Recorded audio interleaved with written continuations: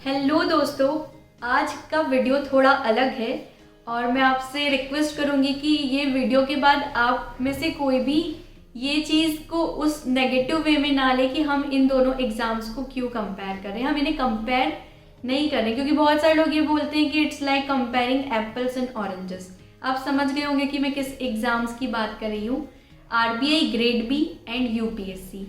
तो सबसे पहले अगर आरबीआई की बात करें तो रिजर्व बैंक ऑफ इंडिया की एक ग्रेड बी की वैकेंसीज आती है और UPSC union public service commission, इसमें 4 इम्पॉर्टेंट पोस्ट होती है, आईएएस, आईपीएस, आईएफ, आईआरएस। उसके अलावा भी काफ़ी सारी पोस्ट होती है, लेकिन ये जो 4 पोस्ट है अगर हम इन्हें छोड़ दें तो उसके बाद अगर हम देखें तो आरबीआई ग्रेड बी अपने आप में एक बहुत ही बड़ी एग्ज़ाम है जो काफ़ी ज़्यादा अंडररेटेड है। इसके बारे में इतनी ज़्यादा अवेयरनेस नहीं है जितनी यूपीएससी के लिए होती है। और यूपीएससी के लिए जो लोगों में जुनून होता है, जो वो होता है कि आपको हाँ इसी में जाना है, वो आरबीआई ग्रेड बी के लिए नहीं होता, क्योंकि काफ़ी सारे लोगों को पता नहीं होता कि आरबीआई ग्रेड बी में एक्चुअली वर्क क्या होता है, क्या वर्क लाइफ होती है। तो इस वीडियो में मैं दोनों एग्जाम्स के प्रॉज एंड कॉन्स आपको बताऊंगी।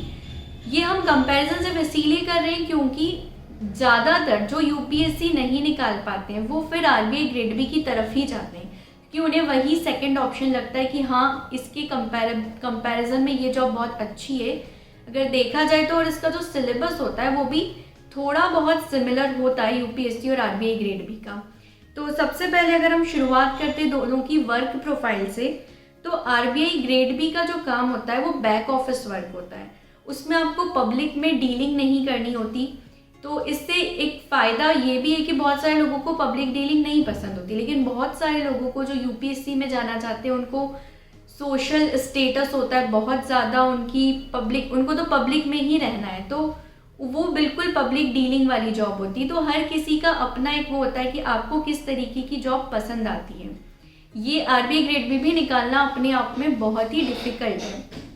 अगर यूपीएससी में देखिए जो टॉप की पोस्ट होती है, अगर आपको आईएएस, आईपीएस, आईआरएस, आईएफएस ये मिलता है तो काफ़ी अच्छा है, लेकिन अगर आपको बाकी पोस्ट मिल रही है तो फिर आरबीआई ग्रेड बी भी बिल्कुल भी बुरा ऑप्शन नहीं है अगर आप उसे भी अपने प्रेफरेंस में रखना चाहें तो।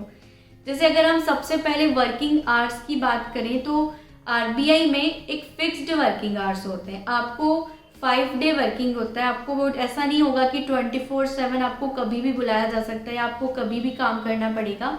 आरबीआई में ऐसा नहीं होता। लेकिन अगर यूपीएससी की बात करें तो वहाँ पर वर्क लाइफ बैलेंस उतना अच्छा नहीं होगा आरबीआई ग्रेड बी के कंपैरिजन में। वहाँ पे आपको पब्लिक के साथ डील करना है, आपको कभी भी किसी भी सिचुएशन में बुलाया जा सकता है क्योंकि आपको उनके लिए ही काम करना है। तो ये दोनों चीज़ें होती है, ये जिसको जैसा पसंद आता है वो उसको वैसा अच्छा लगता है। कई लोगों को ये लगता है कि हम अपनी पर्सनल लाइफ को ज़्यादा अच्छे से मैनेज कर पाएँ। तो पर्सनल लाइफ की बात करें तो वो आरबीआई ग्रेड बी की इन कंपैरिजन टू यूपीएससी काफ़ी अच्छी होती है।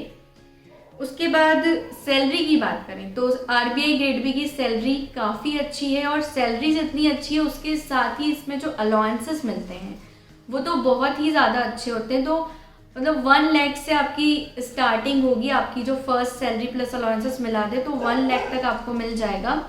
और उसमें फिर लीज्ड अकोमोडेशन के लिए काफ़ी अच्छा आरबीआई पे करता है, पेट्रोल आरबीआई काफ़ी अच्छा देता है। तो ये सारे जो बेनिफिट्स हैं आरबीआई में वो बहुत अच्छे हैं।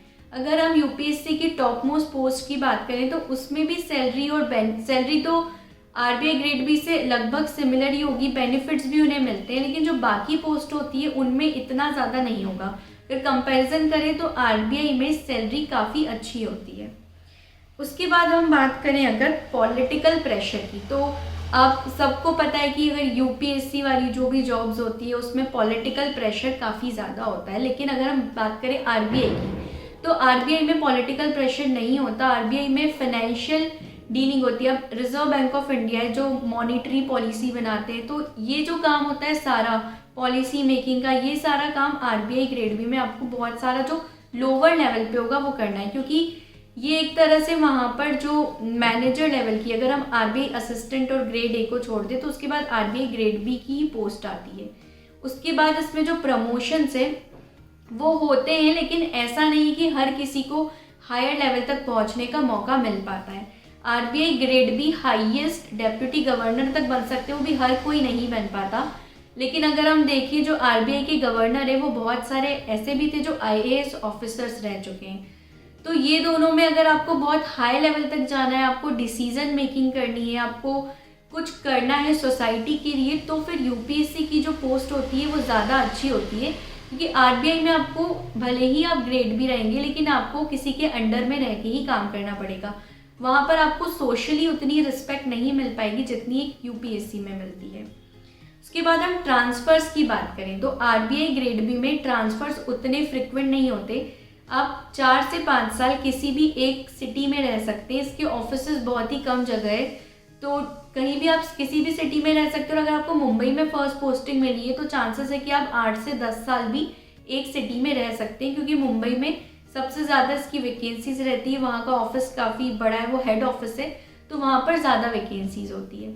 और अगर यूपीएससी की बात करें तो इनका भी एक कैडर फिक्स हो जाता है कि आपको यहीं पर इसी स्टेट में रहना है, तो आप जिस भी स्टेट में रहेंगे वहाँ पर आपके ट्रांसफ़र हो सकते हैं। वहाँ पर ऐसा नहीं है कि आपका 4 साल 5 साल आप एक ही जगह रह सकते हैं, वहाँ पे आपके कभी भी ट्रांसफ़र्स हो जाते हैं। तो ट्रांसफ़र पॉलिसी भी आरबीआई में ज़्यादा अच्छी है। वहीं हम एक और अगर बात करें कि रूरल और मेट्रो की अगर बात करें तो यूपीएससी में आपको रूरल पोस्टिंग मिलने के चांसेस काफ़ी ज़्यादा होते हैं। अगर आपकी रैंक अच्छी है तो चांसेस थोड़े कम भी हो सकते हैं, लेकिन अगर आपकी रैंक उतनी अच्छी नहीं होती तो आपको रूरल पोस्टिंग भी मिल सकती है। और वहीं आरबीआई की बात करें तो आरबीआई के जो ऑफिस है वो या तो मेट्रो सिटीज़ में या स्टेट कैपिटल्स में, तो आपको कभी भी आपको ऐसा सेमी अर्बन और रूरल दोनों सिटीज़ मिलने के चांसेस नहीं है। आपको अर्बन या मेट्रो सिटीज़ ही आरबीआई में मिलेगी। उसके बाद अगर बात करें पावर, जो सबसे इम्पॉर्टेंट चीज़ है, तो पावर ऑब्वियसली यूपीएससी की जो टॉप मोस्ट पोस्ट होती है उसमें ज़्यादा होती है। आरबीआई ग्रेड बी को जनरली ऐसी कोई पावर नहीं होती, क्योंकि अगर आप आरबीआई ग्रेड बी हैं तो आपको ऐसे लोग नहीं जान पाएंगे, क्योंकि अंडर रेटेड पोस्ट है, इसको ज़्यादा लोग नहीं जान पाते। अभी जैसे जैसे सोशल मीडिया बढ़ रहा है उसके बाद अवेयरनेस आई है कि ऐसी कोई एग्ज़ाम भी होती है। अगर हम 4 से 5 साल पहले देखें तो उतनी ज़्यादा अवेयरनेस इस एग्ज़ाम को लेके नहीं थी, लेकिन ये अपने आप में एक बहुत ही अच्छी एग्ज़ाम है। और जितने भी जो लोग यूपीएससी की तैयारी कर रहे हैं अच्छी बात है, लेकिन अगर आपका वहाँ पर सिलेक्शन नहीं भी होता है तो आप इसको एक अच्छी अपॉर्चुनिटी मान के इसकी तैयारी कर सकते हैं। और जो बैंकिंग एस्पायरेंट्स हैं वो भी अगर चाहें तो वो एसबीआई पीओ के बाद आरबीआई ग्रेड बी की तैयारी कर सकते हैं, क्योंकि आरबीआई ग्रेड बी की जो लाइफ स्टाइल है, वहाँ का जो वर्क कल्चर है बहुत ही अच्छा है। 5 डे वर्किंग होता है, तो बहुत सारी चीज़ें हैं जो वहाँ पर बहुत अच्छी है, लेकिन हम लोगों को पता नहीं होती क्योंकि उतनी अवेयरनेस नहीं हो पाती है। हमने इसके रिगार्डिंग सैलरी स्लिप के वीडियोस भी काफ़ी ज़्यादा शेयर किए हुए हैं। तो ये वीडियो बनाने का यही मेरा मोटिव था कि आपको पता चले कि हाँ, ये भी अपने आप में एक बहुत अच्छी जॉब है और इसके लिए भी हमें तैयारी करनी चाहिए। जितना ज़्यादा हम यूपीएससी की एग्ज़ाम्स के लिए, वैसे हमारे अंदर जो मोटिवेशन है वो इस एग्ज़ाम के लिए भी आना चाहिए। So thank you so much for watching this video and don't forget to like, share and subscribe our YouTube channel.